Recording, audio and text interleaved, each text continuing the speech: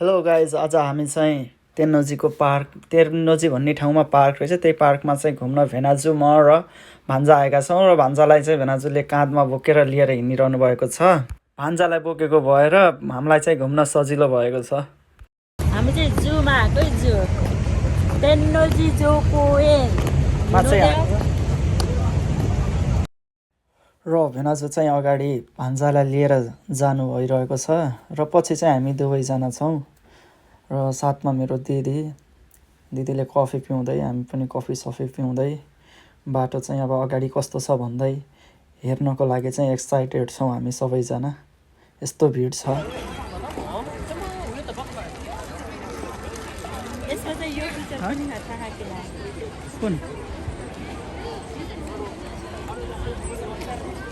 यहाँ चाहिँ मान्छेहरू अब जनावरहरू हेर्नको लागि चाहिँ अगाडि बढिरहेको छन् भने साइडमा चाहिँ सबैजना क्याम्पिङ जस्तो गरेर बसिरहेको छन्।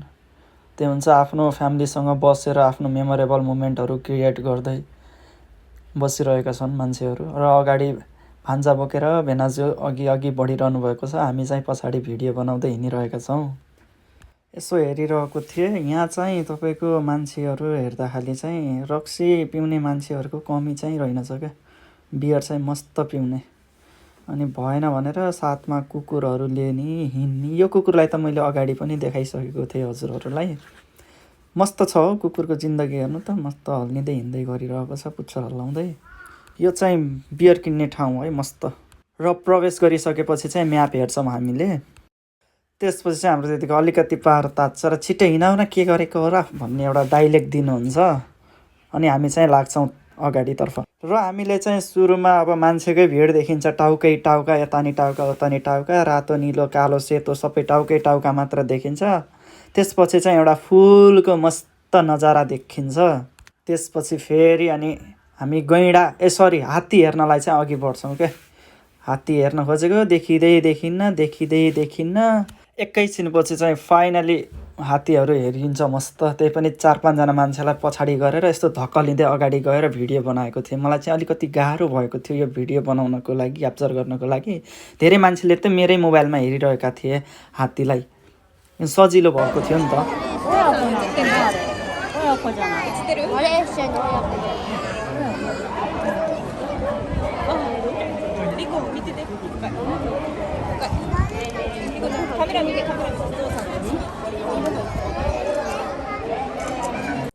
हामीहरू आयौँ फोटो खिच्न। भान्जा, दिदी, म भएर यो ठाउँमा फोटो खिच्यौँ।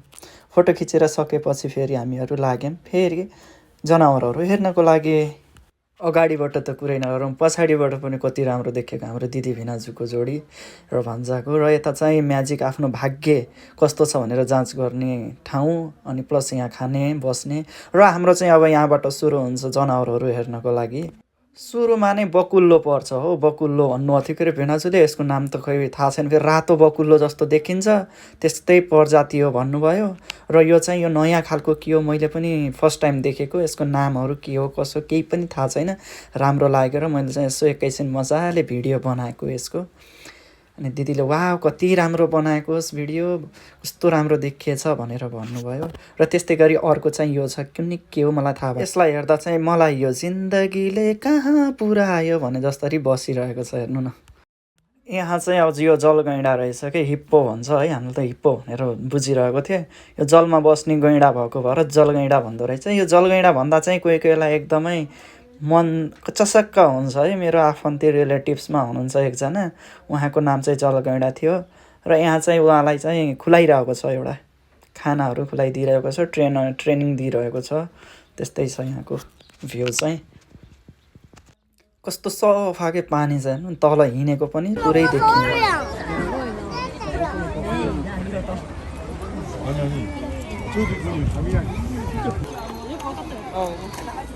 यो चाहिँ मेरो क्यामेरा हेर्नु न कस्तो छ। र यहाँ चाहिँ गैँडा रहेछ क्या, एक सिङ्गे गैँडा।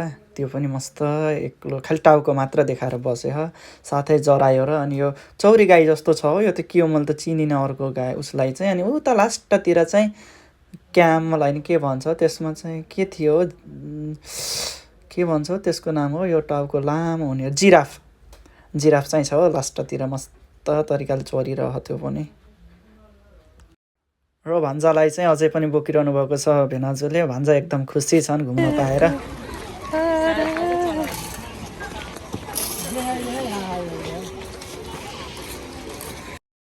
यसको बारेमा भने मलाई केही थाहा भएन है, मैले जस्ट यसो भिडियो मात्र बनाएको थिएँ। र यो चाहिँ स्याल भन्छ नेपालीमा, स्याल हो यही। मस्त घुमिरहेको छ, त्यस्तै लाग्छ के अरे हेर्दाखेरि त घुमेको घुमै गर्छ हो एकहोरो। अनि अर्को पो छ त एकदम पोज दिनेवाला, मस्त पोज दिएर बसिरहेको छ। धेरै मान्छेहरूले चाहिँ यसको फोटोहरू चाहिँ लिइरहेको थिए, जापानिजहरूले मजाले फोटोहरू लिइरहेको थियो। र यसपछि सकिन्छ र हामी चाहिँ लाग्छौँ यसो खानासाना खाएर।